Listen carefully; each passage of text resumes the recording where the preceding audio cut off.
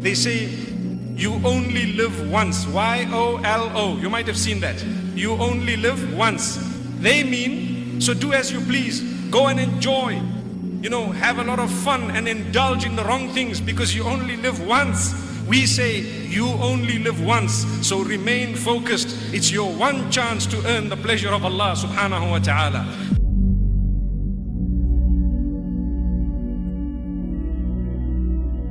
یہ لوگ کہتے ہیں کہ زندگی بس یہی ہماری دنیا کی زندگی ہے،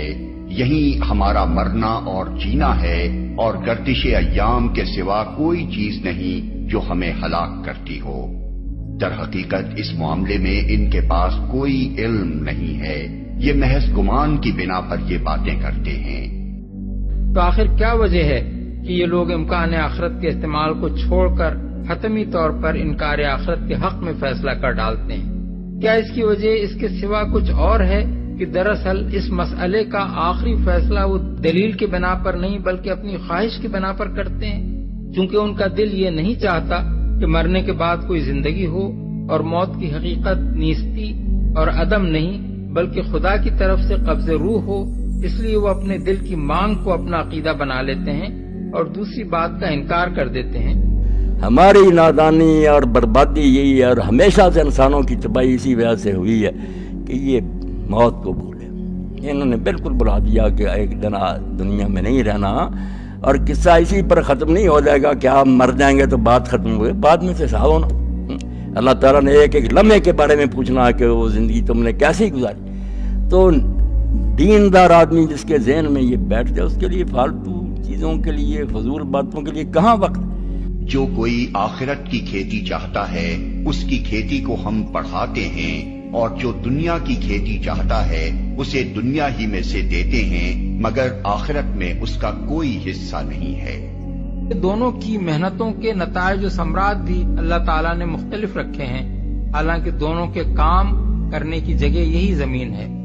آخرت کی کھیتی بونے والے کے متعلق اللہ تعالیٰ نے یہ نہیں فرمایا کہ دنیا اسے نہیں ملے گی۔ دنیا تو کم یا زیادہ بہرحال اس کو ملنی ہی ہے، کیونکہ یہاں اللہ جل شانہ کے لطف عام میں اس کا بھی حصہ ہے، اور رزق نیک و بد سبھی کو یہاں مل رہا ہے، لیکن اللہ نے اسے خوشخبری دنیا ملنے کی نہیں بلکہ اس بات کی سنائی ہے کہ اس کی آخرت کی کھیتی بڑھائی جائے گی، کیونکہ اسی کا وہ طالب ہے اور اسی کے انجام کی اسے فکر لاحق ہے۔ اس کھیتی کے بڑھائے جانے کی بہت سی صورتیں ہیں، مثلا جس قدر زیادہ نیک نیتی کے ساتھ وہ آخرت کے لیے عمل صالح کرتا جائے گا، اسے اور زیادہ نیک عمل کی توفیق عطا کی جائے گی، اور اس کا سینہ نیکیوں کے لیے کھول دیا جائے گا۔ پاک مقصد کے لیے پاک ذرائع اختیار کرنے کا جب وہ تہیہ کر لے گا تو اس کے لیے پاک ہی ذرائع میں برکت دی جائے گی، اور اللہ اس کی نوبت نہ آنے دے گا کہ اس کے لیے خیر کے سارے دروازے بند ہو کر صرف شر ہی کے دروازے کھلے رہ جائیں۔ اور سب سے زیادہ یہ کہ دنیا میں اس کی تھوڑی نیکی بھی آخرت میں کم از کم 10 گنی تو بڑھائی ہی جائے گی، اور زیادہ کی کوئی حد نہیں ہے، ہزاروں لاکھوں گنی بھی اللہ جس کے لیے چاہے گا بڑھا دے گا۔ رہا دنیا کی کھیتی بونے والا، یعنی وہ شخص جو آخرت نہیں چاہتا اور سب کچھ دنیا ہی کے لیے کرتا ہے، اسے اللہ تعالیٰ نے اس کی محنت کے 2 نتائج صاف صاف سنا دیے ہیں۔ ایک یہ کہ خواہ وہ کتنا ہی سر مارے، جس قدر دنیا وہ حاصل کرنا چاہتا ہے وہ پوری کی پوری اسے نہیں مل جائے گی، بلکہ اس کا ایک حصہ ہی ملے گا جتنا اللہ نے اس کے لیے مقرر کر دیا ہے۔ دوسرے یہ کہ اسے جو کچھ ملنا ہے بس دنیا ہی میں مل جائے گا، آخرت کی بھلائیوں میں اس کا کوئی حصہ نہیں ہے۔ جو لوگ بس اسی دنیا کی زندگی اور اس کی خوشنمائیوں کے طالب ہوتے ہیں، ان کی کارگزاری کا سارا پھل ہم یہیں ان کو دے دیتے ہیں، اور اس میں ان کے ساتھ کوئی کمی نہیں کی جاتی۔ اس کی خوشنمائیوں کے طالب ہوتے ہیں۔ اس سلسلہ کلام میں یہ بات اس مناسبت سے فرمائی گئی ہے کہ قرآن کی دعوت کو جس قسم کے لوگ اس زمانے میں رد کر رہے تھے اور آج بھی رد کر رہے ہیں، وہ زیادہ تر وہی تھے اور ہیں جن کے دل و دماغ پر دنیا پرستی چھائی ہوئی ہے۔ خدا کے پیغام کو رد کرنے کے لیے جو دلیل بازیاں وہ کرتے ہیں،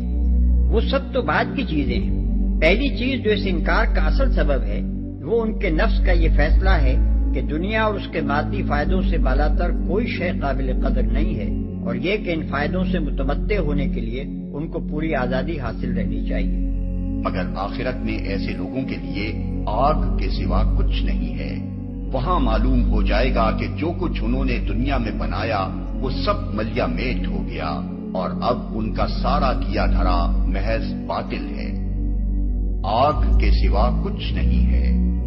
یعنی جس کے پیش نظر محض دنیا اور اس کا فائدہ ہو، وہ اپنی دنیا بنانے کی جیسی کوشش یہاں کرے گا ویسا ہی اس کا پھل اسے یہاں مل جائے گا۔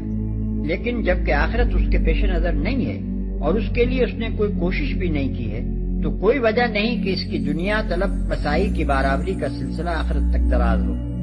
وہاں پھل پانے کا امکان تو صرف اسی صورت میں ہو سکتا ہے کہ جب دنیا میں آدمی کی سعی ان کاموں کے لیے ہو جو آخرت میں بھی نافع ہوں۔ مثال کے طور پر اگر ایک شخص چاہتا ہے کہ ایک شاندار مکان اسے رہنے کے لیے ملے، اور وہ اس کے لیے ان تدابیر کو عمل میں لاتا ہے جن سے یہاں مکان بنا کرتے ہیں، تو ضرور ایک عالی شان محل بن کر تیار ہو جائے گا، اور اس کی کوئی اینٹ بھی محض اس بنا پر جمنے سے انکار نہ کرے گی کہ ایک کافر اسے جمانے کی کوشش کر رہا ہے۔ لیکن اس شخص کو اپنا یہ محل اور اس کا سارا سر و سامان موت کی آخری ہجری کے ساتھ ہی اس دنیا میں چھوڑ دینا پڑے گا، اور اس کی کوئی چیز بھی وہ اپنے ساتھ دوسرے عالم میں نہ لے جا سکے گا۔ اگر اس نے آخرت میں محل تعمیر کرنے کے لیے کچھ نہیں کیا ہے تو کوئی معقول وجہ نہیں ہے کہ اس کا یہ محل وہاں اس کے ساتھ منتقل ہو۔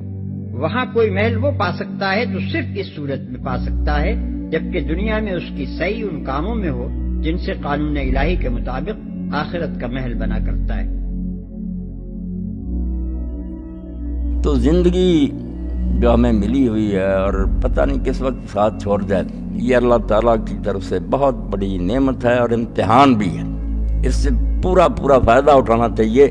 ایک لمحہ بھی اس کا ضائع نہیں کرنا چاہیے۔ یہ آدمی کوئی دین کا کام کرتا ہو، یہ دنیا کوئی مفید کام کرتا ہو جس کو اللہ نے حلال کیا، بیکار نہیں اس کو ضائع کرنا چاہیے۔ اس لیے جو کہتے ہیں کہ لاو و لاب کھیل تماشے سے ہم وقت گزارنا چاہتے ہیں، ٹائم پاس کرنا چاہتے ہیں، ظالم ٹائم پاس کرنے کی چیز، وقت تو اتنی تیزی سے گزر رہا کہ ہمارے روک نہیں سکتے، بس ہر لمحہ بجلی کی تیز رفتاری سے گزرتا جا رہا۔ تو یہ گزارنے کی چیز تو ہے ہی نہیں، یہ تو ہے کہ اس کی بھاگیں آدمی پکڑ کر بیٹھے، ہوشیار سوار کی طرح رہے، زیادہ سے زیادہ اس کو اپنے لیے مفید بنا لے کہ کارآمد ثابت ہو زندگی، اللہ کی بارگاہ میں پیش ہو تو پلے کوئی سامان ہو جس کی وجہ سے مفلحون میں شامل ہو جائے، کامیاب ہونے والے جن کی کھیتیاں بار آور ہوئیں، جو بویا جب کاٹا فرا سے ہی نا، اسی سے ہم کہتے ہیں کہ فلاح کسان، تو فرا بھی یہی ہے کہ جیسے کسان زمین کو پہلے ہل چلاتا، اس میں پھر بیج ڈالتا، کھاد دیتا، پانی دیتا، پھر مدت کے بعد وہ کھیتی جو ہے لہلہاتی ہے، پکتا ہے پھر دانا۔ تو اسی لیے اللہ نے قد افلح اور مفلحون یہ الفاظ استعمال کیے کہ یہ بھی ایک بڑا لمبا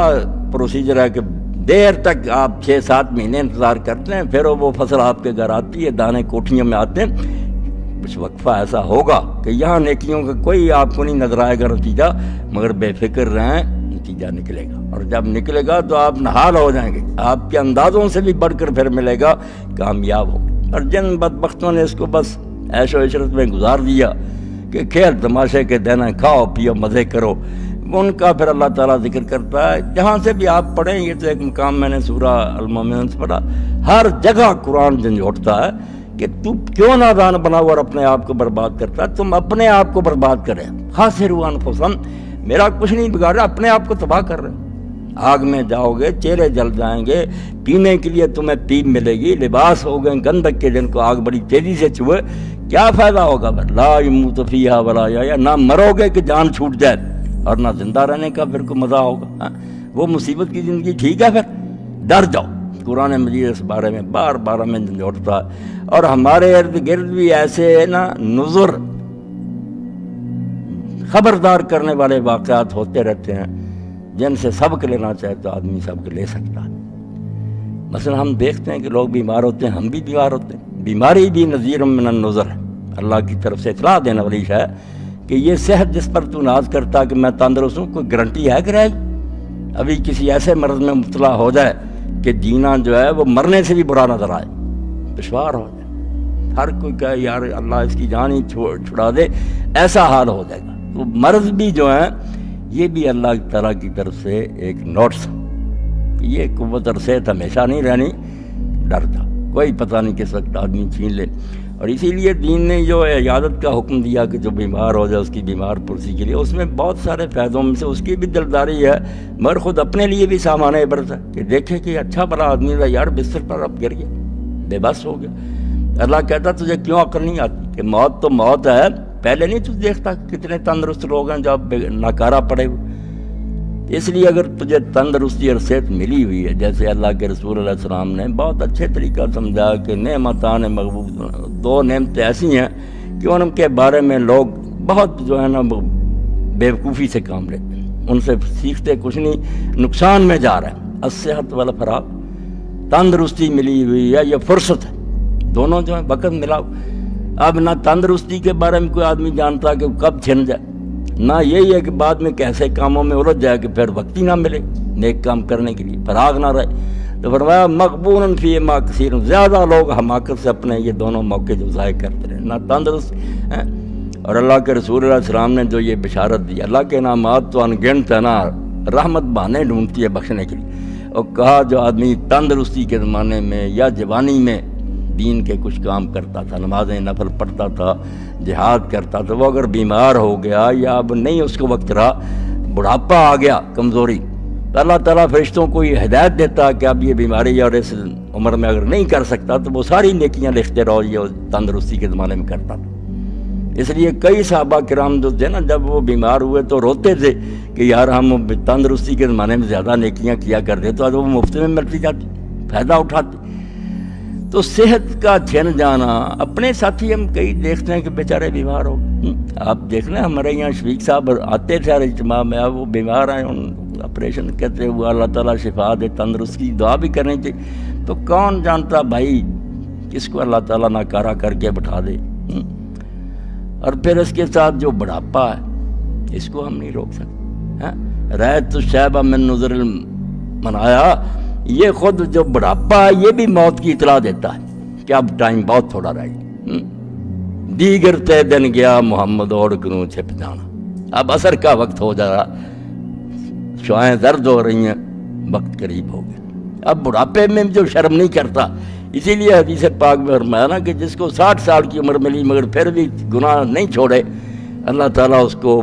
عذر کرنے کا بھی موقع نہیں، زبان ہی نہیں کھولنے دے گا کہ اب کیا بکواس کرنا چاہتا تھا، اتنا لمبا عرصہ اور تجھے شرم نہیں آئی۔ تو اس لیے بیماریاں، پھر بڑھاپا تو ایسی ہے کہ ساری چیزیں پھر چھن جاتی ہیں، نہ وہ قوت، نہ وہ ٹانگوں میں زور، ہر طرح ہے۔ جن چیزوں سے وہ لوگوں کو ڈراتا تھا کہ دیکھو میرے ہاتھ میں ڈانگ ہے، میں فلاں، بس ہو گیا۔ اب لوگ اس کو سہارا دیتے ہیں، گر جاتا ہے، بازوں سے پکڑ کر اٹھاتے۔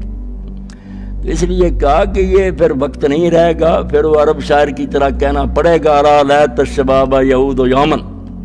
وہ کہتا ہے کاش کسی دن جوانی لوٹ کر پھر آئے، فنخبرہ بما فعل المشیب،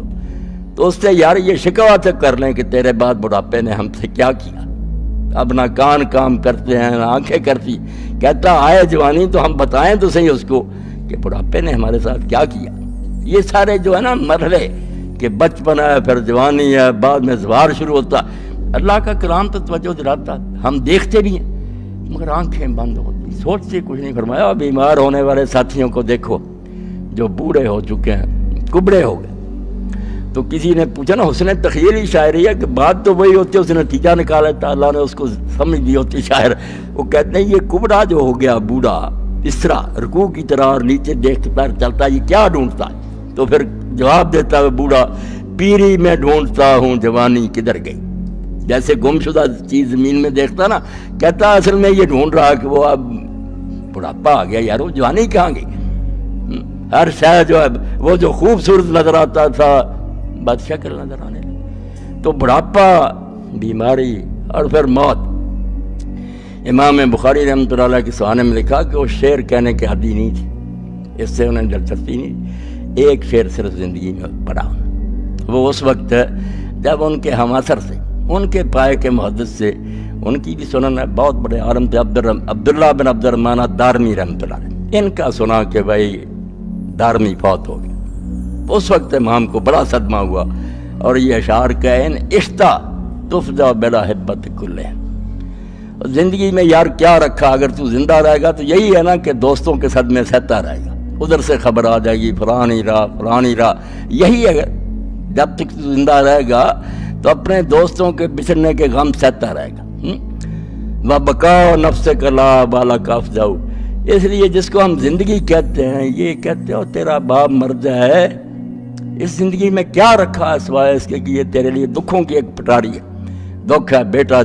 چلا گیا، باپ چلا گیا، دوست چلے گیا، روزانہ تو یہ خبریں سن، یہ شعر اس وقت پڑھا۔ تو اس لیے یہ ساری چیزیں جو نا اللہ کہتا ہے یہ نظر ہے، اطلاع ہے، نوٹس ہے، کسی کو بیماری آ گئی وہ بھی آپ لوگوں کے لیے اطلاع نامہ، وقت سے فائدہ اٹھا لو، یہ حالت ہو سکتی ہے۔ بڑھاپا آ جائے اس کو دیکھو، پھر ساری قوتیں مزمل ہو گئیں، کسی کام کے قابل نہیں رہا، خود اٹھ نہیں سکتا، لوگ اس کو پکڑ کر اٹھاتے ہیں۔ جب ان میں سے کسی کی موت کا وقت آ جائے گا تو پھر یہ لوگ یہ التجائیں کریں گے کہ اللہ دوبارہ ہمیں دنیا میں بھیج، تاکہ جو نیک کام نہیں ہم نے کیے اب کر لیں۔ ہرگز ایسا موقع نہیں دیا جائے گا۔ یہ ایک بات ہے جو وہ منہ سے بکتے رہیں گے، بار بار چلائیں گے، اور ان کے آگے پردہ حائل ہو جائے گا اس دن تک جب کہ وہ دوبارہ قبروں سے زندہ کر کے اٹھائے جائیں گے۔ پردہ، رکاوٹ ہو جائے گی دنیا میں آنے سے۔ تو جب پھر سور پھونکا جائے گا، بگل بجایا جائے گا، تو اس دن لوگ زندہ ہو جائیں گے، مگر ان کے درمیان رشتہ داری کا تعلق جو ہے اس کا کوئی ایک دوسرے کو فائدہ نہیں ہوگا، کوئی رشتہ دار دوسرے کو نہیں پوچھے گا، اور نہ ایک دوسرے کی مدد وہ مانگ سکیں گے، نہ کوئی مدد کرے گا۔ تو جس کے اعمال اس دن نیکی کے پلڑے والے بھاری نکلے وہی لوگ کامیاب ہیں، انہوں نے فلاح پائی، صحیح معنوں میں تو وہ جیتے، اور جن کے پلڑے ہلکے نکلے انہوں نے اپنے آپ کو برباد کر لیا، ان کا دنیا میں آنا ان کے لیے خسارے کا سبب بنا، وہ ہمیشہ دوزخ میں رہیں گے، وہاں ان کے چہروں کو آگ جلائے گی، اور یہ ہونٹ جو اس طرح ہو جائیں گے جیسے بھونی سری ہوتی ہے، ایک اوپر کو چلا جائے گا، نہیں دانت نکلے ہوں گے، بد شکل ہوں گے، چہرے ان کے بگڑے ہوئے ہوں گے۔ تو اس وقت اللہ تعالیٰ کی طرف سے اعلان ہوگا کہ بدبختو اور بدنصیبو، کیا تمہارے سامنے میری آیتیں پڑھی نہیں جاتی؟ تمہیں اللہ کا کلام نہ کسی نے سنایا مگر تم اس کو جھٹلاتے رہے۔ پڑھی جاتی تھیں آیتیں، بار بار یاد دلاتے تھے لوگ تمہیں، مگر تم مانتے ہی نہیں تھے کہ نہیں، کوئی قیامت نہیں، کوئی حساب کتاب نہیں، یہی دنیا عیش سے گزارنی چاہیے۔ تو پھر یہ مانیں گے کہ ہمارے مالک، ہماری بدبختی ہمارے اوپر غالب آ، ہم مانتے ہیں کہ ہم بد نصیب ہیں، مارے گئے، ہماری بدبختی ہم پر غالب آ گئی، اور ہم گمراہ لوگ، بھولے رہے، غلط تھے، تو اے ہمارے رب اب ہمیں اس دوزخ میں سے نکال۔ اگر پھر یہ کام ہم کریں جو پہلے کیے ہیں تو پھر واقعی ہم اپنا آپ خود ہی تباہ کرنے والے ہوں، ایک موقع اور دے۔ تو اللہ پاک فرمائے گا قَالَ اخْسَئُوا فِيهَا، دفع ہو جاؤ، دور ہو جاؤ، وَلَا تُكَلِّمُونِ، مجھ سے کوئی بات نہ کرو، میں تمہاری کوئی بات سننے کے لیے تیار نہیں، اتنا موقع دیا مگر تم نے ان سے فائدہ نہ اٹھایا۔ حتیٰ اذا جاء احدهم الموت، یہاں تک کہ جب ان میں سے کسی کی موت آن کھڑی ہوگی، قال رب ارجعون، تو کہے گا پروردگار ذرا مجھے واپس بھیج دے، دنیا کی طرف دوبارہ بھیج دے، لعلی اعمل صالحا فیما ترکت، کلا، شاید کہ جو کچھ میں چھوڑ کر آیا ہوں مال و اسباب، میں اس میں اب کام کروں، اچھے نیک کام کروں، سارا تیری راہ میں دے دوں گا، سب صدقہ کر دوں گا، مجھے ذرا سے ایک مرتبہ واپس کر دے۔ کلا، ہرگز نہیں، انہا کلمۃ هو قائلها، یہ ایک بات ہے جو یہ کہہ رہا ہے، وَمِن وَرَائِهِمْ بَرْزَخٌ إِلَىٰ يَوْمِ يُبْعَثُونَ، اب تو ان کے پیچھے وہ برزخ کا دور ہے، اس دن تک کے لیے جس دن یہ اٹھائے جائیں گے، موت کے بعد بعث بعد الموت تک برزخ ہے۔ کاش تم اس وقت کی حالت دیکھ سکتے جب وہ دوزخ کے کنارے کھڑے کیے جائیں گے، اس وقت وہ کہیں گے کہ کاش کوئی صورت ایسی ہو کہ ہم دنیا میں پھر واپس بھیجے جائیں اور اپنے رب کی نشانیوں کو نہ جھٹلائیں اور ایمان لانے والوں میں شامل ہوں۔ در حقیقت یہ بات وہ محض اس وجہ سے کہیں گے کہ جس حقیقت پر انہوں نے پردہ ڈال رکھا تھا وہ اس وقت بے نقاب ہو کر ان کے سامنے آ چکی ہوگی، ورنہ اگر انہیں سابق زندگی کی طرف واپس بھیجا جائے تو پھر وہی سب کچھ کریں جس سے انہیں منع کیا گیا ہے، وہ تو ہیں ہی جھوٹے، اس لیے اپنی اس خواہش کے اظہار میں بھی جھوٹ ہی سے کام لیں گے۔ جس حقیقت پر انہوں نے پردہ ڈال رکھا تھا وہ اس وقت بے نقاب ہو کر ان کے سامنے آ چکی ہوگی۔ یعنی ان کا یہ قول در حقیقت عقل و فکر کے کسی صحیح فیصلے اور کسی حقیقی تبدیلی رائے کا نتیجہ نہ ہوگا، بلکہ محض مشاہدہ حق کا نتیجہ ہوگا، جس کے بعد ظاہر ہے کہ کوئی کٹے سے کٹا کافر بھی انکار کی جرات نہیں کر سکتا۔ آج یہ لوگ کہتے ہیں کہ زندگی میں جو کچھ بھی ہے بس یہی دنیا کی زندگی ہے اور ہم مرنے کے بعد ہرگز دوبارہ نہ اٹھائے جائیں گے۔ کاش وہ منظر تم دیکھ سکو جب یہ اپنے رب کے سامنے کھڑے کیے جائیں گے۔ اس وقت ان کا رب ان سے پوچھے گا کیا یہ حقیقت نہیں ہے؟ یہ کہیں گے ہاں اے ہمارے رب یہ حقیقت ہی ہے۔ وہ فرمائے گا اچھا تو اب اپنے انکار حقیقت کی پاداش میں عذاب کا مزہ چکھو۔ نقصان میں پڑ گئے وہ لوگ جنہوں نے اللہ سے اپنی ملاقات کی اطلاع کو جھوٹ قرار دیا۔ جب اچانک وہ گھڑی آ جائے گی تو یہی لوگ کہیں گے افسوس ہم سے اس معاملے میں کیسی تقصیر ہوئی،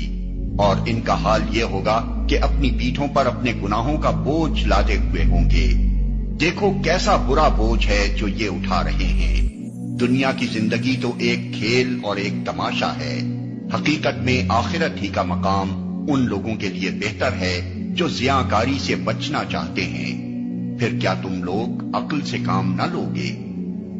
دراصل اس کا مطلب یہ ہے کہ آخرت کی حقیقی اور پائیدار زندگی کے مقابلے میں یہ زندگی ایسی ہے جیسے کوئی شخص کچھ دیر کھیل اور تفریح میں دل بہلائے اور پھر اصل سنجیدہ کاروبار کی طرف واپس ہو جائے۔ نیز اسے کھیل اور تماشے سے تشبیہ اس لیے بھی دی گئی ہے کہ یہاں حقیقت کے مخفی ہونے کی وجہ سے بے بصیرت اور ظاہر پرست انسانوں کے لیے غلط فہمیوں میں مبتلا ہونے کے بہت سے اسباب موجود ہیں، اور ان غلط فہمیوں میں پھنس کر لوگ حقیقت نفس العملی کے خلاف ایسے عجیب طرز عمل اختیار کرتے ہیں جن کی بدولت ان کی زندگی محض ایک کھیل اور تماشا بن کر رہ جاتی ہے۔ مثلا جو شخص یہاں بادشاہ بن کر بیٹھتا ہے اس کی حیثیت حقیقت میں تھیٹر کے اس مصنوعی بادشاہ سے مختلف نہیں ہوتی جو تاج پہن کر جلوہ افروز ہوتا ہے اور اس طرح حکم چلاتا ہے گویا کہ وہ واقعی بادشاہ ہے، حالانکہ حقیقی بادشاہی کی اس کو ہوا تک نہیں لگی ہوتی۔ ڈائریکٹر کے ایک اشارے پر وہ معزول ہو جاتا ہے، قید کیا جاتا ہے اور اس کے قتل تک کا فیصلہ صادر ہو جاتا ہے۔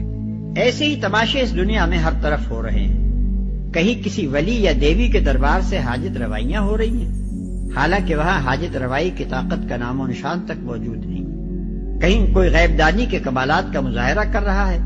حالانکہ غیب کے علم کا وہاں شائبہ تک نہیں۔ کہیں کوئی لوگوں کا رزاق بنا ہوا ہے، حالانکہ ایک بیچارہ خود اپنے رزق کے لیے کسی اور کا محتاج ہے۔ کہیں کوئی اپنے آپ کو عزت اور ذلت دینے والا، نفع اور نقصان پہنچانے والا سمجھے بیٹھا ہے اور یوں اپنی کبریائی کے ڈنکے بجا رہا ہے گویا کہ وہی گرد و پیش کی ساری مخلوق کا خدا ہے، حالانکہ بندگی کی ذلت کا داغ اس کی پیشانی پر لگا ہوا ہے اور قسمت کا ایک ذرا سا جھٹکا اسے کبریائی کے مقام سے گرا کر انہی لوگوں کے قدموں میں پامال کرا سکتا ہے جن پر وہ کل تک خدائی کر رہا تھا۔ یہ سب کھیل جو دنیا کی چند روزہ زندگی میں کھیلے جا رہے ہیں، موت کی ساعت آتے ہی یکلت ختم ہو جائیں گے اور اس سرحد سے پار ہوتے ہی انسان اس عالم میں پہنچ جائے گا جہاں سب کچھ عین مطابق حقیقت ہوگا، اور جہاں دنیاوی زندگی کی ساری غلط فہمیوں کے چھلکے اتار کر ہر انسان کو دکھا دیا جائے گا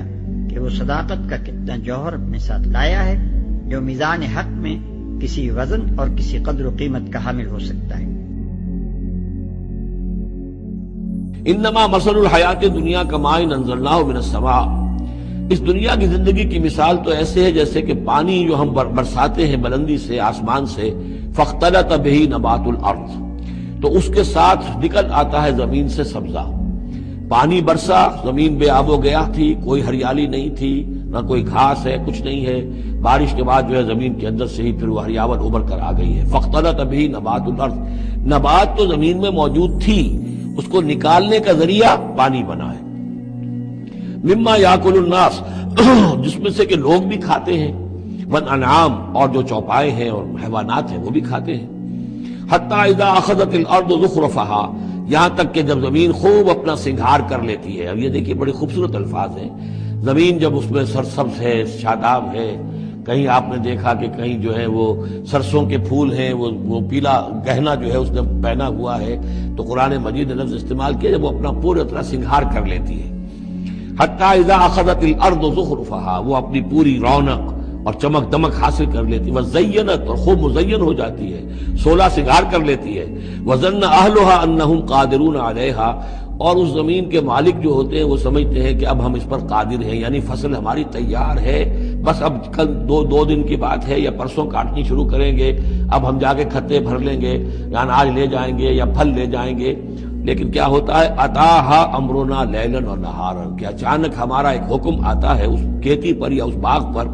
رات کے وقت یا دن کے وقت، فجعلناها حصیدا کأن لم تغن بالامس اور ہم اس کھیتی کو یا اس باغ کو ایسا کر دیتے ہیں کہ جیسے وہ کھیت کٹ چکا یا باغ اجڑ چکا، جیسے کہ وہ تھا ہی نہیں، ساری ان کی محنت اکارت گئی، ساری ان کی امیدیں جو ہے پانی پھر گیا۔ یہی معاملہ انسان کا ہے، محنت کرتا ہے، مشقت کرتا ہے، لیکن جب وقت آئے گا موت کا، جب آنکھ کھلی گل کی تو موسم تھا خزاں کا، تو معلوم ہوگا کہ کچھ بھی نہیں ہے۔ کذالک نفصل الآیات اسی طرح ہم اپنی آیات کو تفصیل کرتے ہیں لقوم یتفکرون ان لوگوں کے لیے جو غور و فکر سے کام لیں۔ اور یہ دنیا کی زندگی کچھ نہیں ہے مگر ایک کھیل اور دل کا بہلاوا، اصل زندگی کا گھر تو دار آخرت ہے، کاش یہ لوگ جانتے۔ دل کا بہلاوا یعنی اس کی حقیقت بس اتنی ہی ہے جیسے بچے تھوڑی دیر کے لیے کھیل کود لیں اور پھر اپنے گھر کو سدھاریں۔ یہاں جو بادشاہ بن گیا ہے وہ حقیقت میں بادشاہ نہیں بن گیا ہے بلکہ صرف بادشاہی کا ڈرامہ کر رہا ہے۔ ایک وقت آتا ہے جب اس کا یہ کھیل ختم ہو جاتا ہے اور اسی بے سر و سامانی کے ساتھ وہ تخت شاہی سے رخصت ہوتا ہے جس کے ساتھ وہ اس دنیا میں آیا تھا۔ اسی طرح زندگی کی کوئی شکل بھی یہاں مستقل اور پائیدار نہیں ہے، جو جس حال میں بھی ہے عارضی طور پر ایک محدود مدت کے لیے ہے۔ اس چند روزہ زندگی کی کامرانیوں پر جو لوگ مرے مٹتے ہیں اور انہی کے لیے ضمیر و ایمان کی بازی لگا کر کچھ عیش و عشرت کا سامان اور کچھ شوکت و حشمت کے ٹھاٹ فراہم کر لیتے ہیں، ان کی یہ ساری حرکتیں دل کے بہلاوے سے زیادہ کچھ نہیں ہیں۔ ان کھلونوں سے اگر وہ 10 20 یا 60 70 سال دل بہلا لیں اور پھر موت کے دروازے سے خالی ہاتھ گزر کر اس عالم میں پہنچیں جہاں کی دائمی و ابدی زندگی میں ان کا یہی کھیل بلائے بے درما ثابت ہو، تو آخر اس طفل تسلی کا فائدہ کیا ہے؟ کاش یہ لوگ جانتے۔ یعنی اگر یہ لوگ اس حقیقت کو جانتے کہ دنیا کی موجودہ زندگی صرف ایک مہلت امتحان ہے اور انسان کے لیے اصل زندگی جو ہمیشہ ہمیشہ باقی رہنے والی ہے آخرت کی زندگی ہے، تو وہ یہاں امتحان کی مدت کو اس لہو و لعب میں ضائع کرنے کے بجائے اس کا ایک ایک لمحہ ان کاموں میں استعمال کرتے جو اس ابدی زندگی میں بہتر نتائج پیدا کرنے والے ہوں۔ خوب جان لو کہ یہ دنیا کی زندگی اس کے سوا کچھ نہیں کہ ایک کھیل اور دل لگی اور ظاہری ٹیپ ٹاپ، اور تمہارا آپس میں ایک دوسرے پر فخر جتانا اور مال و اولاد میں ایک دوسرے سے بڑھ جانے کی کوشش کرنا ہے۔ اس کی مثال ایسی ہے جیسے ایک بارش ہو گئی تو اس سے پیدا ہونے والی نباتات کو دیکھ کر کاشتکار خوش ہو گئے، پھر وہی کھیتی پک جاتی ہے اور تم دیکھتے ہو کہ وہ زرد ہو گئی، پھر وہ بھس بن کر رہ جاتی ہے۔ اس کے برعکس آخرت وہ جگہ ہے جہاں سخت عذاب ہے اور اللہ کی مغفرت اور اس کی خوشنودی ہے۔ لوگو بچو اپنے رب کے غضب سے اور ڈرو اس دن سے جبکہ کوئی باپ اپنے بیٹے کی طرف سے بدلہ نہ دے گا اور نہ کوئی بیٹا ہی اپنے باپ کی طرف سے کچھ بدلہ دینے والا ہوگا۔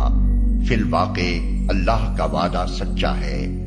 بس یہ دنیا کی زندگی تمہیں دھوکے میں نہ ڈالے اور نہ دھوکہ باز تم کو اللہ کے معاملے میں دھوکہ دینے پائے، کچھ بدلہ دینے والا ہوگا۔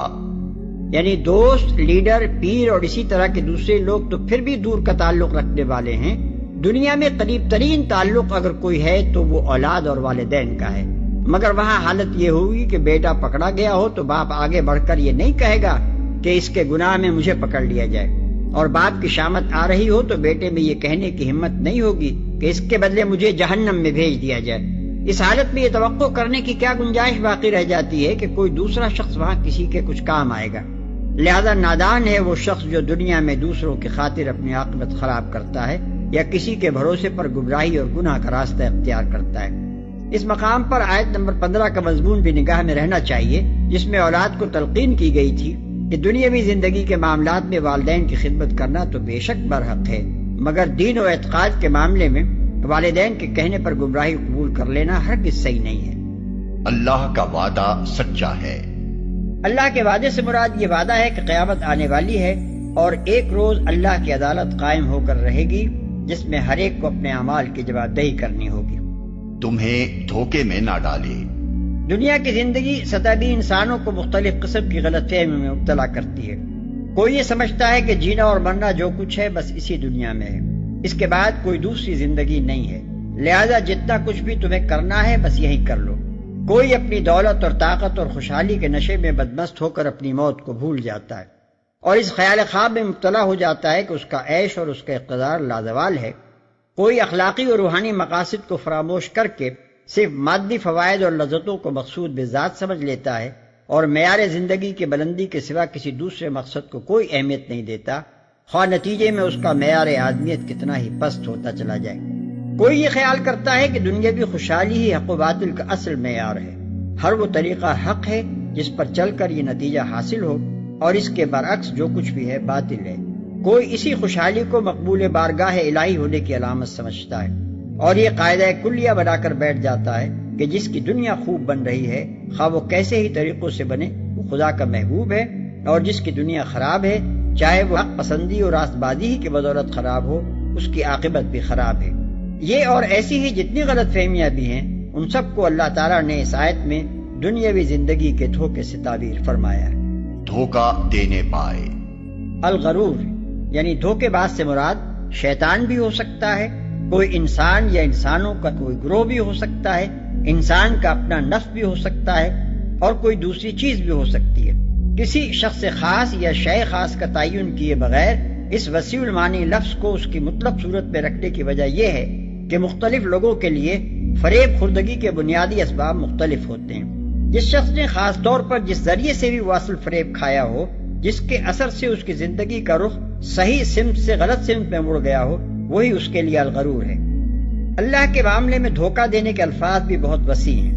جن میں بے شمار مختلف قسم کے دھوکے آ جاتے ہیں۔ کسی کو اس کا دھوکے باز یہ یقین دلاتا ہے کہ خدا سرے سے ہے ہی نہیں، کسی کو یہ سمجھاتا ہے کہ خدا اس دنیا کو بنا کر الگ جا بیٹھا ہے اور اب یہ دنیا بندوں کے حوالے ہے۔ کسی کو اس غلط فہمی میں ڈالتا ہے کہ خدا کے کچھ پیارے ایسے ہیں جن کا تقرب حاصل کر لو تو جو کچھ بھی تم چاہو کرتے رہو، بخشش تمہاری یقینی ہے۔ کسی کو اس دھوکے میں مبتلا کرتا ہے کہ خدا تو غفور الرحیم ہے، تم گناہ کرتے چلے جاؤ، وہ بخشتا چلا جائے گا۔ کسی کو جبر کا عقیدہ سمجھاتا ہے اور اس غلط فہمی میں ڈال دیتا ہے کہ تم تو مجبور ہو، بدی کرتے ہو تو خدا تم سے کراتا ہے، اور نیکی سے دور بھاگتے ہو تو خدا ہی تمہیں اس کی توفیق نہیں دیتا۔ اس طرح کے نامعلوم کتنے دھوکے ہیں جو انسان خدا کے بارے میں کھا رہا ہے، اور اگر تجزیہ کر کے دیکھا جائے تو آخر کار تمام گمراہیوں اور گناہوں اور جرائم کا بنیادی سبب یہی نکلتا ہے کہ انسان نے خدا کے بارے میں کوئی نہ کوئی دھوکہ کھایا ہے، تبھی اس سے کسی اعتقادی ضلالت یا اخلاقی بے راہ روی کا صدور ہوا ہے۔ اور دوزخ کے لوگ جنت والوں کو پکاریں گے کہ کچھ تھوڑا سا پانی ہم پر ڈال دو، یا جو رزق اللہ نے تمہیں دیا ہے اسی میں سے کچھ پھینک دو۔ وہ جواب دیں گے کہ اللہ نے یہ دونوں چیزیں ان منکرین حق پر حرام کر دی ہیں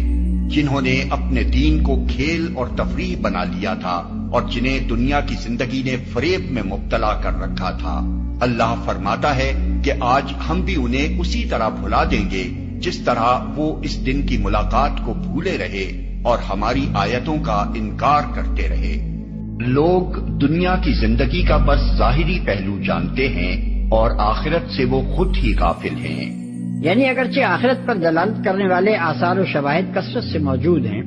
اور اس سے غفلت کی کوئی معقول وجہ نہیں ہے، لیکن یہ لوگ اس سے خود ہی غفلت برت رہے ہیں۔ دوسرے الفاظ میں یہ ان کی اپنی کوتاہی ہے کہ دنیاوی زندگی کے ظاہری پردے پر نگاہ جما کر بیٹھ گئے اور اس کے پیچھے جو کچھ آنے والا ہے اس سے بالکل بے خبر ہیں۔ ورنہ خدا کی طرف سے ان کو خبردار کرنے میں کوئی کوتاہی نہیں ہوئی ہے۔ یا قوم انما هذه الحیات الدنیا متاع، اے میری قوم کے لوگوں، یہ دنیا کی زندگی تو بس ایک برتنے کا سامان ہے، کچھ نہیں۔ وَإِنَّ الْآخِرَةَ هِيَ دَارُ الْقَرَارِ، اصل میں تو آخرت جو ہے وہ ہے مستقل رہنے کی جگہ، قرار تو وہاں ہے، مستقل قیام تو وہاں ہے۔ بل تؤثرون الحیات الدنیا، تمہارا اصل مرض کیا ہے؟ تم دنیا کی زندگی کو ترجیح دیتے ہو۔ اللہ اللہ خیر صلی اللہ، میں نے یہی کہا تھا نا کہ بما قدم واخر، کسے آگے رکھا کسے پیچھے رکھا، سارا فیصلہ تو اس میں ہے۔ مقدم آخرت ہے اور دین ہے یا دنیا ہے؟ یا تو آپ نے مقدم بنا دیا آخرت کو تو جتنی دنیا مل جائے اللہ کا فضل ہے، اللہ کی طرف سے دین ہے، بونس ہے۔ لیکن اگر آپ نے مقدم بنا دیا دنیا کو تو پھر آپ گئے۔ بس یہ ہے سارا کانٹے کی بات جو ہے۔ تو اس حوالے سے بل تؤثرون الحیات الدنیا کلا بل تحبون العاجلہ وتذرون الآخرہ، تمہارا اصل مرض یہ ہے، تم اس عاجلہ سے محبت کرتے ہو، اس کا نفع بھی نقد نقصان بھی نقد، تکلیف بھی فوراً محسوس ہو گئی اور راحت بھی فوراً محسوس ہو گئی، اور آخرت کا نفع نقصان بھی قرض ہے، ادھار ہے، اس کی تکلیف اس وقت محسوس نہیں ہو رہی۔ انگارے بھر رہے ہیں اپنے پیٹ کے اندر، لیکن وہ انگارے اس وقت پیٹ کو جلا نہیں رہے ہیں، وہ انگارے ظاہر ہو جائیں گے قیامت کے اندر، وہ جلائیں گے اس وقت، لیکن انگارے بھر اس وقت رہے ہو۔ جو فرمایا کہ جو یتیموں کا مال ہڑپ کرتے ہیں ناحق طور پر، ما یاکلون فی بطونہم الا نار، وہ آگ بھر رہے ہیں اپنے پیٹوں کے اندر، لیکن اس وقت وہ آگ ٹھنڈی ہے، شوگر کوٹڈ ہے، اوپر اس کے انسولیشن ہے، وہ آپ کے معدے کو جلاتی نہیں جا کر، لیکن وہی ہے تو آگ۔ بہرحال تم ترجیح دیتے ہو دنیا کو، تم لوگوں کو زیادہ سے زیادہ اور ایک دوسرے سے بڑھ کر دنیا حاصل کرنے کی دھن نے غفلت میں ڈال رکھا ہے، یہاں تک کہ اسی فکر میں تم لبے گور تک پہنچ جاتے ہو۔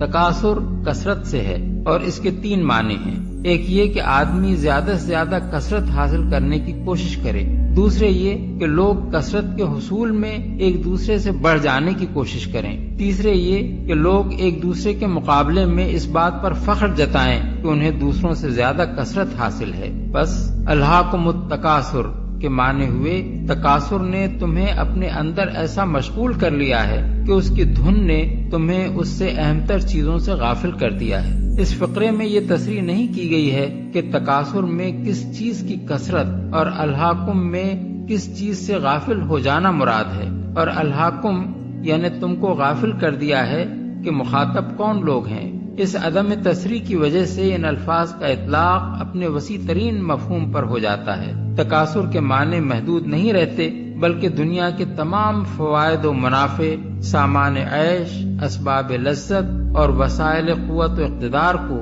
زیادہ سے زیادہ حاصل کرنے کی سعی و جہد کرنا، ان کے حصول میں ایک دوسرے سے بڑھ جانے کی کوشش کرنا اور ایک دوسرے کے مقابلے میں ان کی کثرت پر فخر جتانا اس کے مفہوم میں شامل ہو جاتا ہے۔ اسی طرح الحاکم کے مخاطب بھی محدود نہیں رہتے، بلکہ ہر زمانے کے لوگ اپنی انفرادی حیثیت سے بھی اور اجتماعی حیثیت سے بھی اس کے مخاطب ہو جاتے ہیں کہ لوگوں کو اس تکاثر کی دھن نے ہر اس چیز سے غافل کر دیا ہے جو اس کی بنسبت اہم تر ہے۔ وہ خدا سے غافل ہو گئے ہیں، عاقبت سے غافل ہو گئے ہیں، اخلاقی حدود اور اخلاقی ذمہ داریوں سے غافل ہو گئے ہیں، حقداروں کے حقوق اور ان کی ادائیگی کے معاملے میں اپنے فرائض سے غافل ہو گئے ہیں۔ انہیں معیار زندگی بلند کرنے کی فکر ہے، اس بات کی کوئی فکر نہیں کہ معیار آدمیت کس قدر گر رہا ہے۔ انہیں زیادہ سے زیادہ دولت چاہیے، اس بات کی کوئی پرواہ نہیں کہ وہ کس ذریعے سے حاصل ہوتی ہے۔ انہیں عیش و عشرت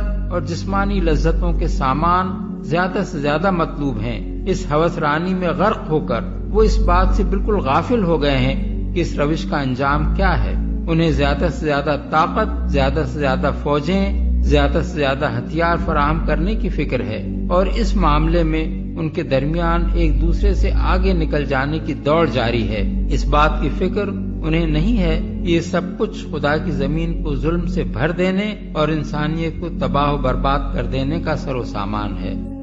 ہرگز نہیں، عنقریب تم کو معلوم ہو جائے گا۔ پھر سن لو، ہرگز نہیں، عنقریب تم کو معلوم ہو جائے گا۔ तुमको मालूम हो जाएगा। یعنی تمہیں یہ غلط فہمی ہے کہ متاع دنیا کی یہ کثرت اور اس میں دوسروں سے بڑھ جانا ہی ترقی اور کامیابی ہے، حالانکہ یہ ہرگز ترقی اور کامیابی نہیں ہے۔ عنقریب اس کا برا انجام تمہیں معلوم ہو جائے گا اور تم جان لو گے کہ یہ کتنی بڑی غلطی تھی جس میں تم عمر بھر مبتلا رہے۔ عنقریب سے مراد آخرت بھی ہو سکتی ہے، کیونکہ جس ہستی کی نگاہ ازل سے ابد تک تمام زمانوں پر حاوی ہے، اس کے لیے چند ہزار یا چند لاکھ سال بھی زمانے کا ایک چھوٹا سا حصہ ہیں، لیکن اس سے مراد موت بھی ہو سکتی ہے، کیونکہ وہ تو کسی انسان سے بھی کوئی زیادہ دور نہیں ہے، اور یہ بات مرتے ہی انسان پر کھل جائے گی کہ جن مشاغل میں وہ اپنی ساری عمر کھپا کر آیا ہے وہ اس کے لیے سعادت و خوشبختی کا ذریعہ تھے یا بدانجامی و بدبختی کا ذریعہ۔ ہرگز نہیں، اگر تم یقینی علم کی حیثیت سے اس روش کے انجام کو جانتے ہوتے تو تمہارا یہ طرز عمل نہ ہوتا، تم دوزخ دیکھ کر رہو گے۔ پھر سن لو، تم بالکل یقین کے ساتھ اسے دیکھ لو گے، پھر ضرور اس روز تم سے ان نعمتوں کے بارے میں جواب طلبی کی جائے گی۔ اس فقرے میں پھر کا لفظ اس معنی میں نہیں ہے کہ دوزخ میں ڈالے جانے کے بعد جواب طلبی کی جائے گی، بلکہ اس کا مطلب یہ ہے کہ پھر یہ خبر بھی ہم تمہیں دیے دیتے ہیں کہ تم سے ان نعمتوں کے بارے میں سوال کیا جائے گا، اور ظاہر ہے کہ یہ سوال عدالت الہی میں حساب لینے کے وقت ہوگا۔ اس کی سب سے بڑی دلیل یہ ہے کہ متعدد احادیث میں رسول اللہ صلی اللہ علیہ وسلم سے یہ بات منقول ہے کہ اللہ تعالیٰ نے جو نعمتیں بندوں کو دی ہیں ان کے بارے میں جواب دہی مومن و کافر سبھی کو کرنی ہوگی۔ یہ الگ بات ہے کہ جن لوگوں نے کفران نعمت نہیں کیا اور شکر گزار بن کر رہے وہ اس محاسبے میں کامیاب رہیں گے، اور جن لوگوں نے اللہ کی نعمتوں کا حق ادا نہیں کیا اور اپنے قول یا عمل سے یا دونوں سے ان کی ناشکری کی وہ اس میں ناکام ہوں گے۔ حضرت جابر بن عبداللہ کی روایت ہے کہ رسول اللہ صلی اللہ علیہ وسلم ہمارے ہاں تشریف لائے اور ہم نے آپ کو تر و تازہ کھجوریں کھلائیں اور ٹھنڈا پانی پلایا۔ اس پر حضور نے فرمایا، یہ ان نعمتوں میں سے ہیں جن کے بارے میں تم سے سوال کیا جائے گا۔ بحوالہ مسند احمد، نسائی، ابن جریر، ابن المنذر، ابن مردویہ، عبد بن حمید، بیہقی فی الشعب۔ حضرت ابو ہریرہ کی روایت ہے کہ رسول اللہ صلی اللہ علیہ وسلم نے حضرت ابو بکر اور حضرت عمر سے کہا، چلو ابو الحسم بن التیحان انصاری کے ہاں چلیں۔ چنانچہ ان کو لے کر آپ ابن التیحان کے نخلستان میں تشریف لے گئے۔ انہوں نے لا کر کھجوروں کا ایک خوشہ رکھ دیا۔ حضور نے فرمایا، تم خود کیوں نہ کھجوریں توڑ لائے؟ انہوں نے عرض کیا، میں چاہتا تھا کہ آپ حضرات خود چھانٹ چھانٹ کر کھجوریں تناول فرمائیں۔ چنانچہ انہوں نے کھجوریں کھائیں اور ٹھنڈا پانی پیا۔ فارغ ہونے کے بعد حضور نے فرمایا، اس ذات کی قسم جس کے ہاتھ میں میری جان ہے، یہ ان نعمتوں میں سے ہے جن کے بارے میں تمہیں قیامت کے روز جواب دہی کرنی ہوگی۔ یہ ٹھنڈا سایہ، یہ ٹھنڈی کھجوریں، یہ ٹھنڈا پانی۔ ان احادیث سے یہ بات واضح ہو جاتی ہے کہ سوال صرف کفار ہی سے نہیں، مومنین صالحین سے بھی ہوگا۔ تو خاص طور پر جن لوگوں کے اندر کہ یہ دنیا کی محبت زیادہ شدید ہوتی ہے تو اس کا ایک اثر بتا رہے ہیں کہ یہ واقعتاً اللہ نے فطرت انسانی میں رکھی ہے، اس لیے کہ یہ دنیا جو ہے اسے اللہ نے چلانا ہے، اس کی رونقیں رکھنی ہے جب تک اس کی مرضی ہے، قیامت تک تو اسے آباد رکھنا ہے۔ اولاد پیدا ہوگی تو دنیا قائم رہے گی، نسل چلے گی، مرد اور عورت کی ایک دوسرے کے ساتھ کشش ہوگی تو اولاد پیدا ہوگی، اور یہ تمام چیزیں جو ہیں، دولت کی کوئی طلب ہوگی تو آدمی محنت کرے گا، مشقت کرے گا، کمائے گا۔ تو اس لیے یہ چیزیں فطرت انسانی میں ہیں، یہ بیسک اینیمل انسٹنکٹس ہیں۔ بس ضرورت اس بات کی ہوتی ہے کہ ان انسٹنکٹس کو دبا کر رکھا جائے، اللہ کی محبت، اللہ کی شریعت کو اس سے بالا تر رکھا جائے، بس یہ نہیں ہے کہ ان کو ختم کر دیا جائے۔ سیلف اینیہیلیشن اسلام میں نہیں ہے، یہ رہبانیت ہے کہ اپنے نفس کو کچل دو، ختم کر دو، نہیں۔ سیلف کنٹرول، اپنے آپ کو کنٹرول میں رکھو۔ یہ منہ زور گھوڑا ہے نفس انسانی کا، لیکن جتنا طاقتور گھوڑا ہوگا اتنا ہی آپ کے لیے تیز دوڑنا جو ہے وہ آسان ہوگا، لیکن جتنا منہ زور اور طاقتور گھوڑا ہے اتنا ہی اسے قابو میں رکھنے کی ضرورت بھی ہے، ورنہ اگر اس کے رحم و کرم پر سوار آ گیا تو جہاں چاہے گا پٹخنی دے دے گا۔ تو اس اعتبار سے سیلف کنٹرول ہو، گھوڑا پورا قابو میں ہو۔ البتہ یہ ہے کہ سیلف کو اپنے نفس کو اس کو کچل ڈالنا، سیلف اینیہیلیشن، یہ اسلام میں نہیں۔ زین للناس حب الشہوات من النساء، مزین کر دی گئی ہے لوگوں کے لیے ایک تو محبت جو ہے شہوت کی محبت خواتین کے بارے میں۔ اب دیکھیے یہاں بھی قرآن مجید گویا کہ ایک طرح سے تائید کر رہا ہے فرائڈ کی، اس کے نزدیک سب سے پورٹنٹ فیکٹر جو ہے، سب سے پورٹنٹ جو موٹیو ہے انسان کا، وہ سیکس ہے، اور یہاں بھی اللہ تعالیٰ نے سب سے پہلے اسی کا ذکر کیا ہے۔ اگرچہ میرے نزدیک ضروری نہیں ہے، اس لیے کہ دوسری جگہوں پر پیٹ جو ہے معاشی ضرورت ہے اس سے بھی سخت ہو جاتی ہے، لیکن یہ کہ واقعتاً یہ حضور نے بھی فرمایا ہے صلی اللہ علیہ وسلم، ما ترکت بعدی فتنۃ اضر علی الرجال من النساء، میرے بعد اب مردوں کے لیے عورتوں کے فتنے سے بڑا فتنہ اور کوئی نہیں ہے۔ ان کی محبت جو ہے وہ انسان کو کہاں سے کہاں لے جاتی ہے۔ بلعام بن باورا یہود کے اندر ایک بہت بڑا عالم اور فاضل شخص تھا، ایک عورت کے چکر میں آ کر اور وہ شیطان کا پیرو بن گیا، وہ قصہ آئے گا سورہ اعراف کے اندر۔ تو واقعہ یہ ہے، لیکن ایک فطرت کے اندر ہے تو صحیح، محبت تو ہے۔ زین للناس حب الشہوات من النساء والبنین، اور بیٹے انسان کو بہت پسند ہے، بیٹے ہوں، اس کا نام چلتا رہے، بڑھاپے کا سہارا بنے۔ والقناطیر المقنطرۃ من الذهب والفضہ، اور یہ کہ خزانے ہوں جمع کیے ہوئے سونے کے اور چاندی کے، والخیل المسومۃ، اور گھوڑے ہوں بڑے نسل والے گھوڑے جو ہیں جن پر کے نشان لگے ہوئے ہوتے ہیں، پیڈگری ہوتی ہے ان کی، والانعام، اور مویشی ہوں، مال جو ہے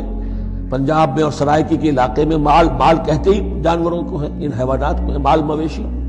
والانعام والحرث، اور کھیتی۔ ذالک متاع الحیات الدنیا، بس جو نقطہ اعتدال ہے وہ یہ ہے کہ جان لو یہ ساری چیزیں اس دنیا کی زندگی کا ساز و سامان ہے،